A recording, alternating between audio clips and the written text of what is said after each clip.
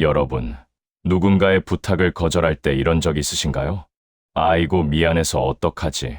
사실 내가 그날 절에 다녀와야 해서 무릎도 안 좋고 지난번에도 도와드리려고 했는데 그때도 몸이 안 좋아서. 이렇게 구구절절 설명하신 적 말입니다.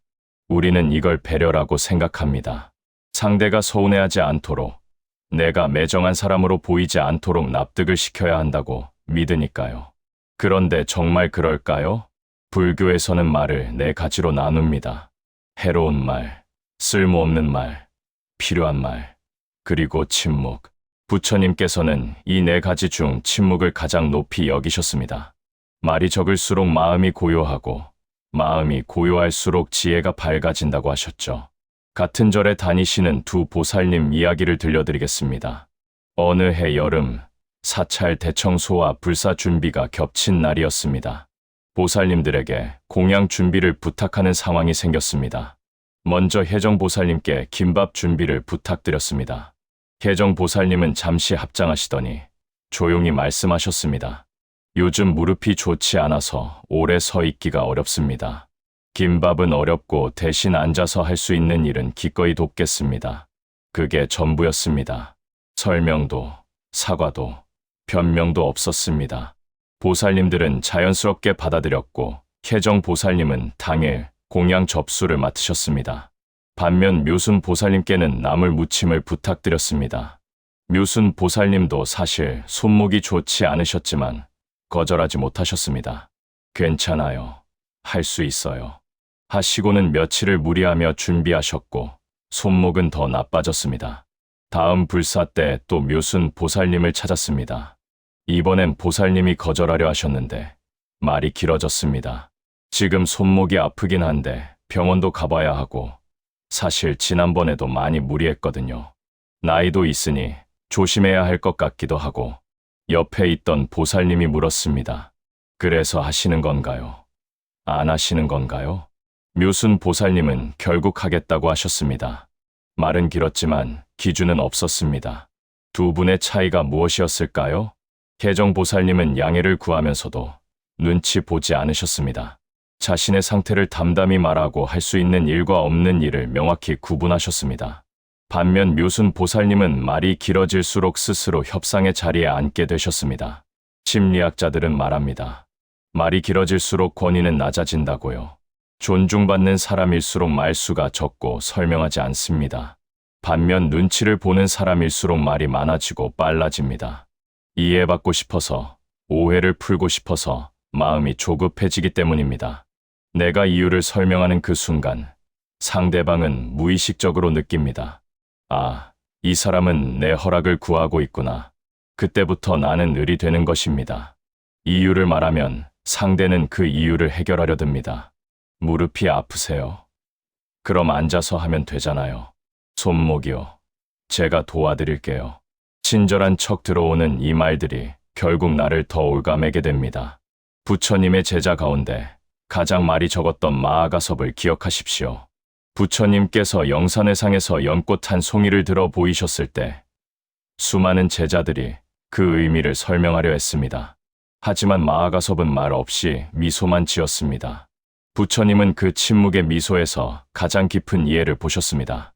그것이 바로 이심전심, 마음에서 마음으로 전해지는 가르침이었습니다. 말 없이도 단단한 사람, 설명 없이도 경계가 분명한 사람, 그런 사람에게 사람들은 함부로 하지 못합니다. 오늘부터는 거절할 때 길게 이야기하지 마십시오. 이해를 구하는 설명은 하지 않으셔도 됩니다. 그저 이렇게 말씀하십시오.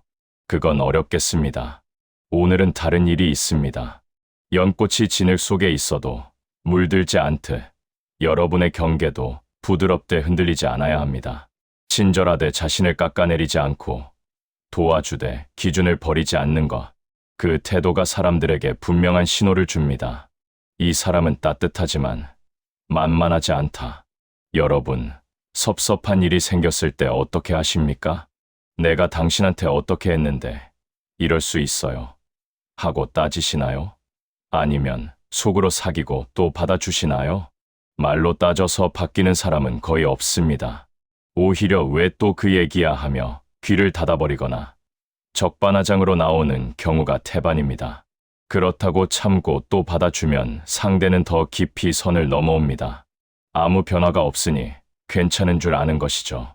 그렇다면 진짜 나를 지키는 사람들은 어떻게 할까요? 불교에는 사무량심이라는 가르침이 있습니다.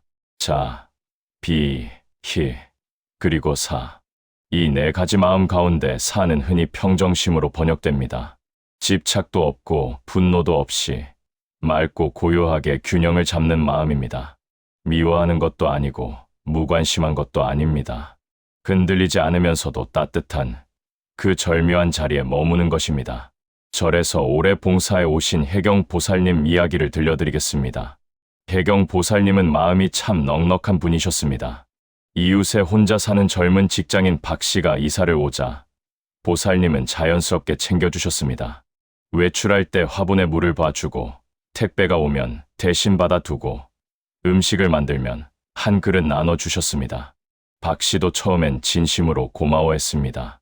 명절엔 작은 선물을 드리고 가끔 장도 봐드렸습니다. 그런데 1년쯤 지나자 조금씩 달라졌습니다.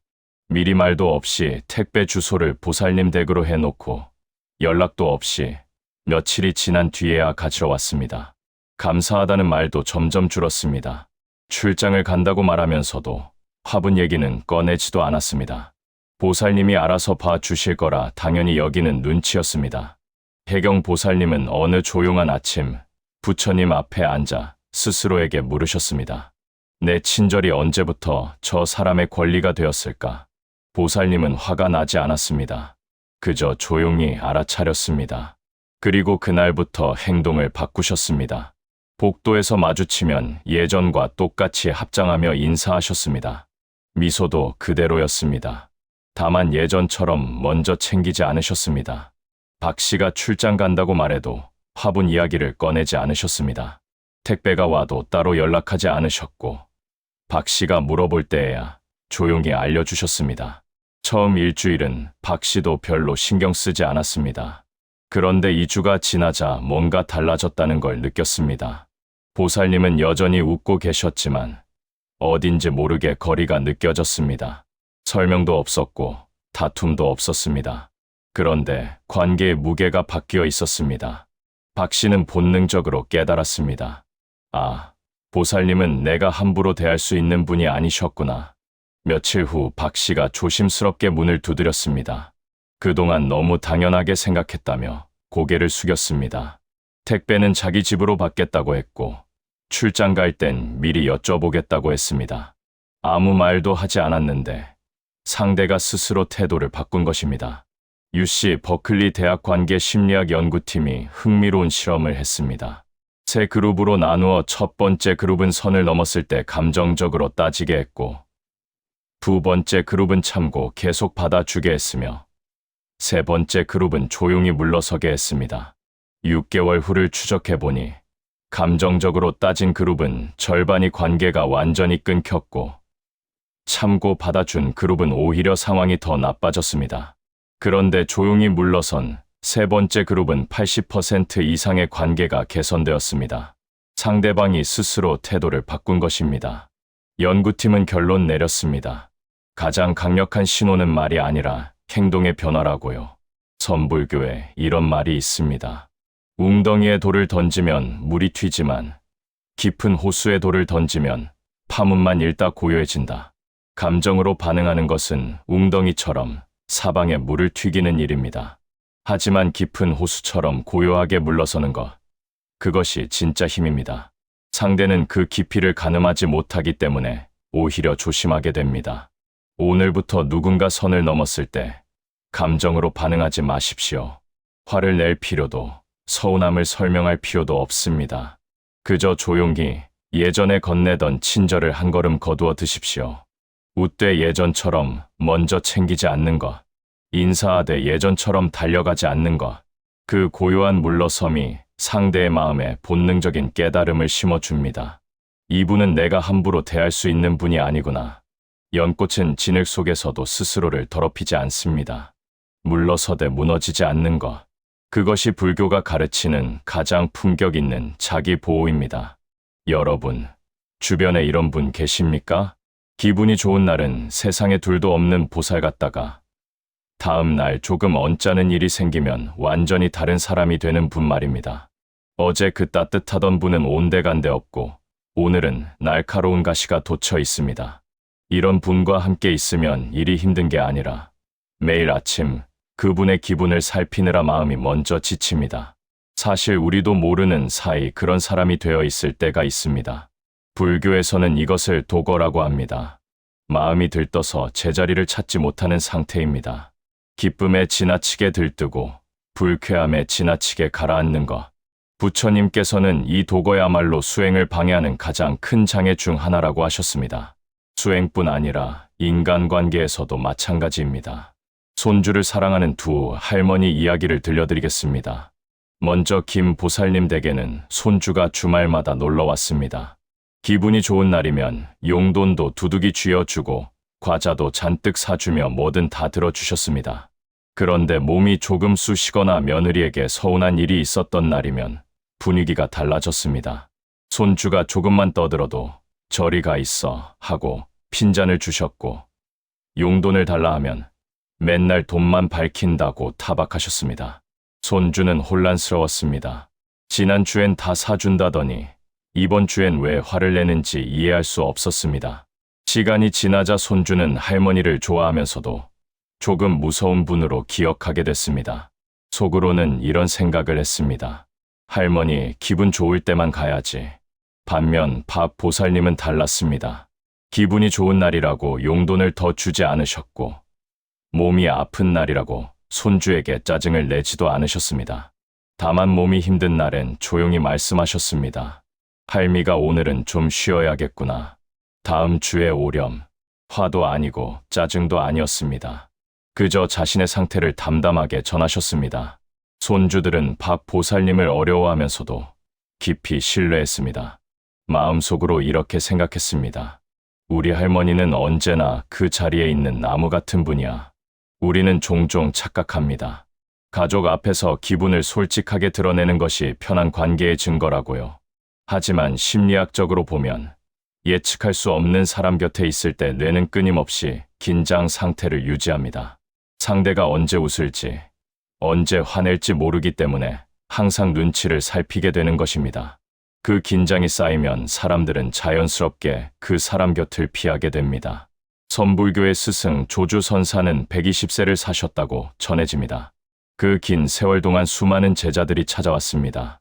어떤 날은 기쁜 소식이 있었고 어떤 날은 슬픈 일이 있었습니다. 그러나 조주선사는 언제나 한결같았습니다. 제자가 찾아와 스님, 불법의 핵심이 무엇입니까? 하고 물으면 기분이 좋든 나쁘든 늘 같은 목소리로 답하셨습니다. 차나 한잔하게. 그 일관성이 조주선사를 1000년이 지난 오늘까지 전 세계 수행자들이 기억하는 스승으로 만들었습니다. 가르침의 깊이도 깊이지만 언제 찾아가도 그 자리에 똑같이 계셨다는 것. 그 예측 가능한 안정감이 제자들에게 깊은 신뢰를 심어준 것입니다.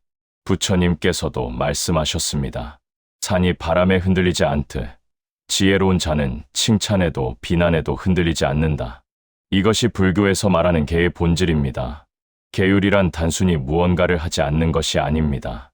어떤 상황에서도 스스로를 잃지 않는 것, 기분에 휘둘리지 않고 한결같은 태도를 지키는 것입니다. 그 일관성이 바로 품격입니다. 기분이 내 태도가 되는 순간 나는 스스로 내 권위를 무너뜨리는 것입니다. 반대로 어떤 상황에서도 한결같은 사람 앞에서 사람들은 자연스럽게 옷깃을 여밉니다. 오늘부터 거울을 보며 조용히 다짐해 보십시오. 내 기분이 내 태도가 되지 않게 하겠다. 기쁠 때 한 템포 낮추고 화날 때 한 템포 멈추십시오. 수미산이 어떤 바람에도 흔들리지 않듯 여러분의 태도도 오늘의 기분에 흔들리지 않는 것입니다. 마음이 고요해야 비로소 사람이 보입니다. 여러분이 언제나 한결같은 태도로 사람을 대할 때 상대방은 비로소 여러분 곁에서 편안히 쉴 수 있습니다. 예측 가능한 사람, 언제나 그 자리에 있는 나무 같은 사람, 그것이 우리가 갖춰야 할 가장 깊은 품격입니다. 여러분, 혹시 이런 별명 들어보셨습니까? 5분 대기조. 자식이 이번 주말에 갈게요 하면 잡혀있던 약속도 다 취소하고 장을 봐놓고 전화기만 바라보며 기다리는 분. 친구가 심심하다고 연락하면 하던 일을 멈추고 나 시간 많아. 나올래? 하고 달려가는 분. 우리는 이것이 사랑이고 배려라고 생각합니다.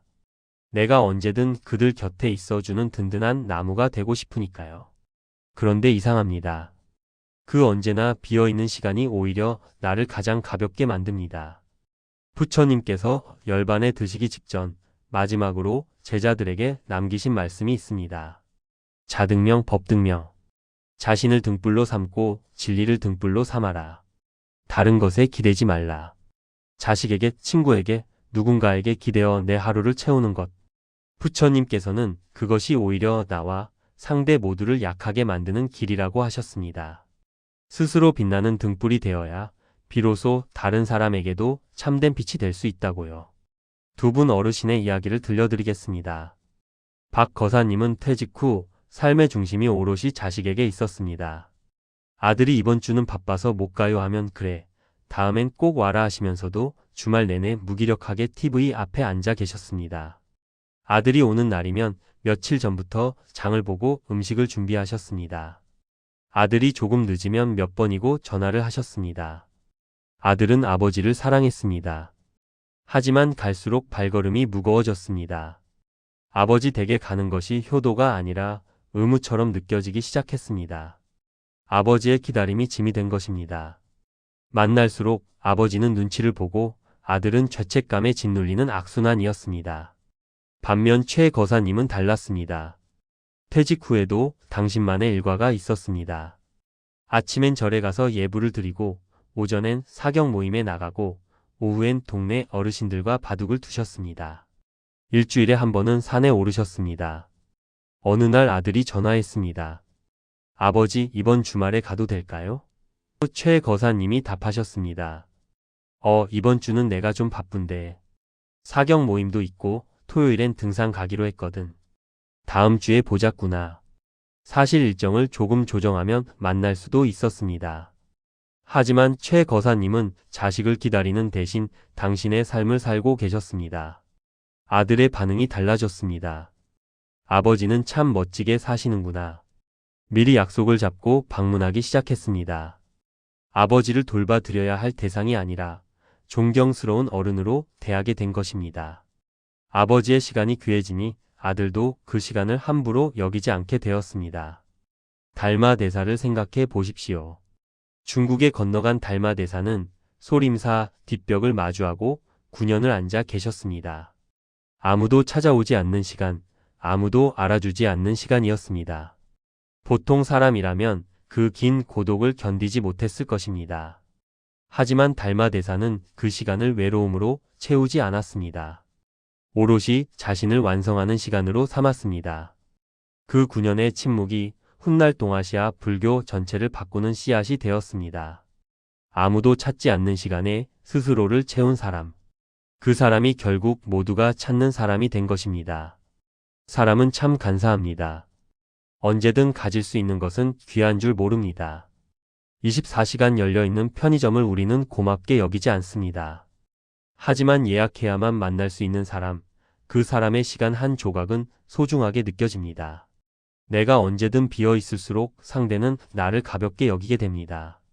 반대로 내 하루가 나만의 것으로 단단히 채워져 있을 때 상대는 비로소 내 시간의 무게를 느끼게 됩니다. 오늘부터 이렇게 해보십시오. 누군가 시간 되세요? 하고 물으면 1초 만에 응 돼요. 하지 마십시오. 잠시 고요히 머물다 답하십시오. 그리고 가끔은 진심으로 말씀해 보십시오. 이번엔 제 시간이 필요합니다. 자식이든 친구든 그 누구든 여러분의 하루 전체를 가져갈 수는 없습니다. 예불도 하고 좋아하는 책도 읽고 오래 걷고 싶었던 길도 걸으십시오. 나만의 시간으로 하루를 채우십시오. 부처님 말씀처럼 스스로 빛나는 등불이 되십시오. 여러분이 스스로를 귀하게 여길 때 비로소 세상도 여러분을 귀하게 여기게 됩니다. 여러분 혹시 이런 경험 있으십니까? 아무도 시키지 않았는데 제일 먼저 나서서 일을 맡고 처음엔 모두가 고마워하다가 시간이 지나면 그것이 당연한 일이 되어버리는 경험 말입니다. 내가 하고 싶어서 한 것도 아닌데 어느새 내가 안 하면 눈총을 받는 상황이 된 것이죠. 참 억울합니다. 좋은 마음으로 시작했는데 결국 남는 건 상처뿐입니다. 왜 이런 일이 생기는 걸까요? 불교에는 무의라는 개념이 있습니다. 억지로 나서지 않고 자연스러운 흐름에 맡긴다는 뜻입니다. 물은 억지로 흐르지 않습니다.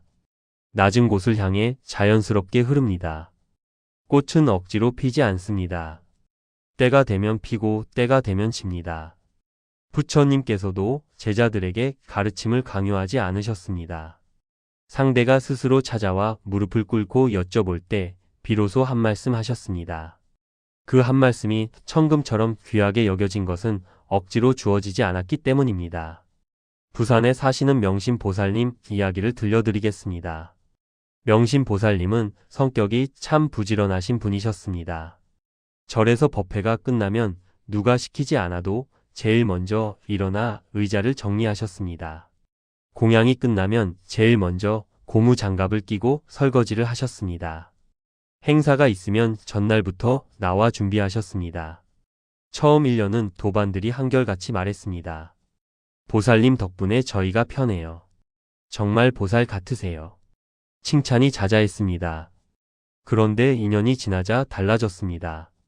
사람들은 명심보살님이 하시겠지 하며 자리에서 일어나지 않았습니다. 설거지통 앞에 아무도 가지 않아도 자연스러운 분위기가 됐습니다. 그리고 3년째 되던 해 이런 일이 생겼습니다. 명심보살님이 몸살이 심하게 나서 법회를 빠지게 된 날이었습니다. 보살님은 생각했습니다. 도반들이 내가 아프다고 걱정하겠지. 다음 주 절에 나갔더니 한 도반이 대뜸 이렇게 말했습니다. 보살님, 지난주에 왜 안 나오셨어요? 보살님이 없어서 우리가 설거지했잖아요. 몸이 아팠다는 것엔 관심도 없었습니다. 보살님이 안 나온 것이 불편했던 것뿐이었습니다.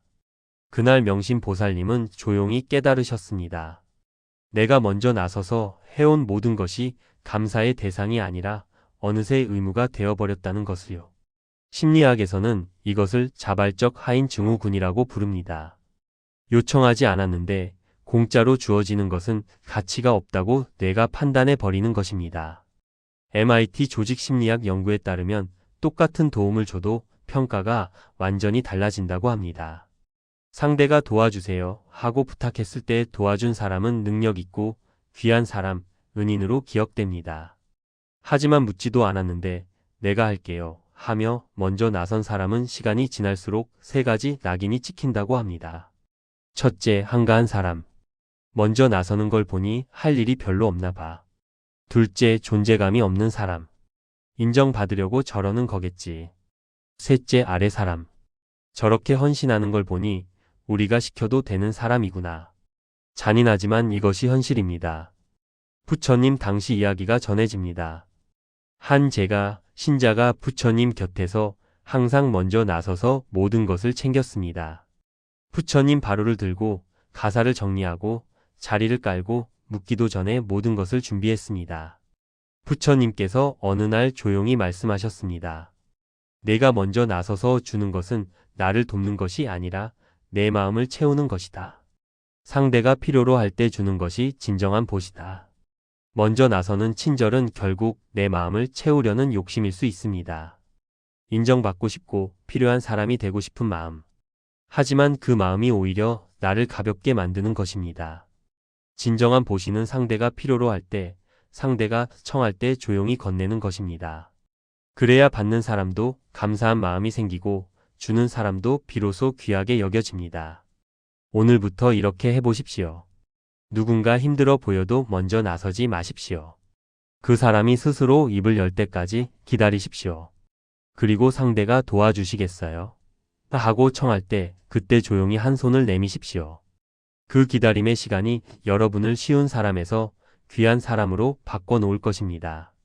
먼저 나서는 친절은 공기처럼 잊혀지지만 청에서 얻은 친절은 평생 선물처럼 기억됩니다. 여러분, 살면서 이런 말 들어보신 적 있으십니까? 옆집 며느리는 매주 온다던데. 친구 남편은 용돈을 얼마나 준다더라. 저 사람은 저 나이에 저렇게 잘 사는데 당신은 왜 그래? 이런 말을 들으면 어떻습니까? 가슴이 철렁 내려앉고 괜히 내가 부족한 사람이 된 것 같고 서둘러 무언가를 증명해야 할 것 같은 느낌이 듭니다. 그래서 하지 않아도 될 말을 하고 하지 않아도 될 일을 하게 됩니다. 비교하는 말은 참 교묘합니다. 직접적으로 나를 공격하는 것도 아닌데 나도 모르는 사이 내 마음속에 들어와 나를 흔들어 놓습니다. 그리고 그렇게 흔들리는 순간 나는 상대에게 끌려가기 시작합니다. 불교에서는 이것을 팔풍이라고 합니다. 사람의 마음을 흔드는 8가지 바람입니다. 이익과 손해, 칭찬과 비난, 명예와 수치, 즐거움과 고통. 이 8가지 바람이 늘 우리 곁에서 불어옵니다. 부처님께서는 말씀하셨습니다. 어리석은 자는 팔풍에 흔들리고 지혜로운 자는 팔풍 속에서도 고요하다. 비교하는 말은 이 팔풍 중에서 가장 은밀하게 불어오는 바람입니다. 칭찬도 비난도 아닌 척하면서 사실은 나를 깎아내리는 말입니다. 여기 두 분의 이야기를 들려드리겠습니다. 같은 아파트에 사시는 순자 보살님과 정의 보살님입니다. 두 분 다 비슷한 처지에 비슷한 나이였습니다. 어느 날 동네 모임에서 한 이웃이 말했습니다. 순자씨, 건너편 해숙씨 있잖아요. 그 집 아들이 이번에 큰 회사에 취직했다더라고요. 어머니한테 용돈도 팍팍 드린다던데. 순자 보살님은 그 말을 듣는 순간 얼굴이 굳었습니다. 집에 돌아와서도 그 말이 머릿속을 떠나지 않았습니다. 그날 저녁 아들에게 전화해서 은근히 그 이야기를 꺼냈습니다. 아들은 무안해했고 두 사람 사이에 불편한 기류가 흘렀습니다. 비교하는 말 한마디가 멀쩡한 모자, 관계를 흔들어 놓은 것입니다. 반면 정의 보살님은 달랐습니다. 같은 자리에서 같은 말을 들었습니다. 보살님은 잠시 고요히 있다가 조용히 미소 지으며 말씀하셨습니다. 그러셨군요. 해숙씨 아들이 잘 됐네요. 그게 전부였습니다. 집에 돌아와서도 그 말에 마음을 두지 않으셨습니다. 아들과의 저녁 통화는 평소와 다름없이 따뜻했습니다. 두 분의 차이는 어디서 왔을까요? 순자 보살님은 그 말을 자신에 대한 평가로 받아들였습니다. 하지만 정의 보살님은 그 말을 그냥 스쳐 지나가는 바람으로 여겼습니다. 붙잡지 않았습니다. 송나라 때 소동파라는 시인이 있었습니다. 불교에 깊이 귀했던 그는 어느 날 스스로 시를 지어 선사에게 보냈습니다. 팔풍이 불어도 흔들리지 않노라는 내용이었습니다. 자신의 수행을 자랑하고 싶었던 것이지요. 선사는 답장에 단 2글자만 써 보냈습니다. 방귀. 헛소리라는 뜻이었습니다. 소동파는 화가 나서 강을 건너 선사를 찾아갔습니다. 선사는 빙그레 웃으며 말했습니다. 팔풍에 흔들리지 않는다 하더니 방귀 한 번에 강을 건너왔구려. 우리도 마찬가지입니다. 평소엔 괜찮다가도 비교하는 말 한마디에 강을 건넙니다. 마음이 흔들립니다. 증명하고 싶어집니다. 그 순간 우리는 상대의 말에 끌려가는 것입니다. 비교하는 말에 흔들리지 않는 방법은 단 하나입니다. 나만의 기준을 갖는 것입니다. 부처님께서는 말씀하셨습니다. 남과 비교하는 자는 평생 괴롭고 자신의 길을 가는 자는 평생 고요하다. 남의 아들이 어떻든 옆집이 어떻든 그것은 그 집의 인연입니다. 내 삶은 내 인연으로 이루어져 있습니다. 나의 기준은 어제의 나입니다. 어제보다 오늘 조금 더 고요한가? 어제보다 오늘 조금 더 감사한가? 그것으로 충분합니다. 오늘부터 비교하는 말을 들으면 이렇게 해보십시오. 그 말을 마음에 담지 마십시오. 바람이 불어오면 잠시 스치고 지나가듯 그냥 흘려보내십시오. 굳이 반박할 필요도 설명할 필요도 없습니다. 그저 조용히 미소 짓고 고개를 끄덕이면 됩니다. 그러셨군요. 그 한마디면 충분합니다. 흔들리지 않는 사람 앞에서 비교하는 말은 힘을 잃습니다. 반응이 없으면 그 말은 스스로 사그라집니다. 그리고 사람들은 알게 됩니다. 이 사람은 그런 말로 흔들 수 있는 사람이 아니라는 것을요. 바람이 불어야 비로소 나무의 뿌리 깊이가 드러납니다. 여러분의 고요함이 여러분의 깊이입니다. 여러분 이런 경험 있으십니까? 내가 먼저 연락하고 내가 먼저 밥을 사고 내가 먼저 챙깁니다. 그런데 어느 날 돌아보면 항상 내가 먼저였습니다. 상대방은 받을 때는 당연하게 받고 줄 때는 늘 핑계가 있습니다. 바쁘다, 요즘 힘들다, 다음에 하자. 그 다음이 한 번도 오지 않습니다. 이런 관계가 반복되면 어떻게 됩니까? 처음엔 서운하고 나중엔 지칩니다. 그리고 결국 스스로에게 묻게 됩니다. 내가 너무 많이 줬던 걸까? 네, 맞습니다. 너무 많이 주셨던 겁니다. 불교에는 중도라는 가르침이 있습니다. 부처님께서 깨달음을 얻기 전 6년간 혹독한 고행을 하셨습니다. 아무것도 먹지 않고 몸을 극한까지 몰아붙였습니다. 하지만 깨달음은 오지 않았습니다. 그때 강가에서 목욕하다 쓰러진 부처님께 수자타라는 소녀가 유미죽을 올렸습니다. 부처님은 그것을 받아 드셨습니다. 그리고 깨달으셨습니다. 너무 조이지도 너무 풀지도 않는 것. 그것이 중도다. 관계도 마찬가지입니다. 너무 많이 주면 상대는 당연하게 여기고 너무 주지 않으면 관계가 메말라 버립니다. 받은 만큼 주고 준 만큼 받는 것. 그 균형이 관계를 오래도록 건강하게 지켜줍니다. 여기 두 분의 이야기를 들려드리겠습니다. 오랫동안 절 도반으로 지내온 해련 보살님과 미숙 보살님입니다. 두 분은 20년 지기였습니다. 그런데 언제부터인가 관계가 한쪽으로 기울기 시작했습니다. 해련 보살님은 늘 먼저였습니다. 미숙 보살님 생일을 챙기고 아플 때 죽을 쑤어 갖다 드리고 힘든 일이 있으면 달려갔습니다. 명절엔 선물을 먼저 건넸고 좋은 것이 생기면 먼저 나눴습니다. 미숙 보살님은 받을 때마다 고맙다고 했습니다. 하지만 돌아오는 것은 늘 말뿐이었습니다. 해련 보살님 생일엔 연락이 없었고 힘든 일이 있어도 미숙 보살님은 바빴습니다. 해련 보살님이 입원했을 때도 문자 한 통이 전부였습니다. 해련 보살님은 처음엔 이해했습니다. 미숙 씨도 사정이 있겠지. 하지만 그 사정이 20년째 계속됐습니다. 어느 날 해련 보살님은 조용히 깨달았습니다. 내가 너무 많이 줬구나. 상대가 받는 것을 당연하게 여기도록 내가 만든 거구나. 그날부터 해련 보살님은 바꾸셨습니다. 먼저 연락하지 않았습니다. 미숙 보살님이 연락하면 반갑게 받았지만 예전처럼 먼저 달려가지 않았습니다. 선물도 받으면 비슷하게 돌려드렸고 받지 않으면 드리지 않았습니다. 처음 한 달은 미숙 보살님도 별다른 변화를 느끼지 못했습니다. 그런데 2달이 지나자 먼저 연락이 왔습니다. 해련 씨, 요즘 왜 연락이 없어요? 어디 아파요? 해련 보살님은 조용히 답했습니다. 아니요, 잘 지내요. 그냥 좀 쉬고 있었어요. 그 짧은 대화 이후 미숙 보살님이 달라지기 시작했습니다. 먼저 밥을 사겠다고 했고 작은 선물을 들고 나타났습니다. 관계의 무게중심이 비로소 양쪽으로 옮겨온 것입니다. 부처님 당시 급고독 장자라는 분이 있었습니다. 어마어마한 재산을 가진 분이었는데 부처님과 승단을 위해 기원정사를 지어 바칠 만큼 보시를 많이 하셨습니다. 그런데 부처님께서는 그 장자에게 이렇게 말씀하셨습니다. 보시는 자신을 가난하게 만들면서까지 할 필요가 없다. 자신을 지키면서 베푸는 것이 진정한 보시다.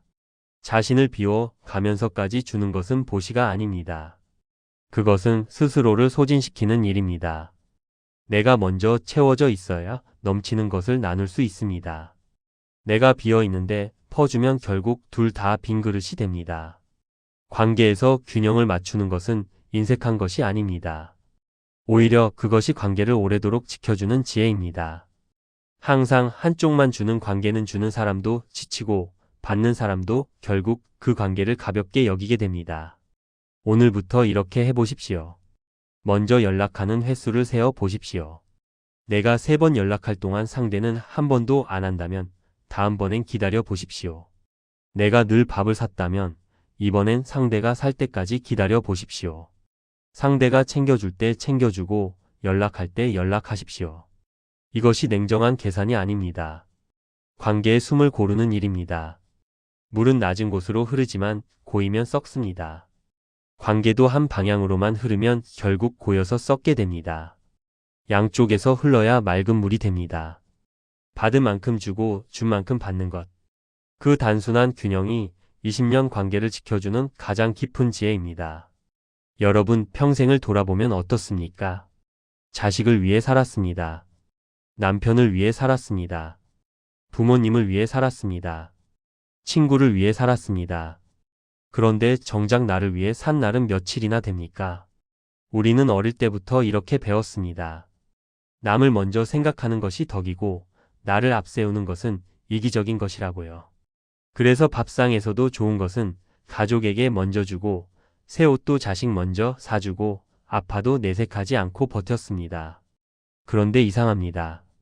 그렇게 나를 낮추고 살았는데 정작 가족도 친구도 나를 귀하게 여기지 않을 때가 있습니다.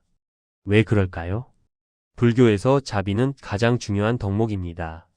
자는 중생에게 기쁨을 주는 것이고 비는 중생의 고통을 덜어주는 것입니다.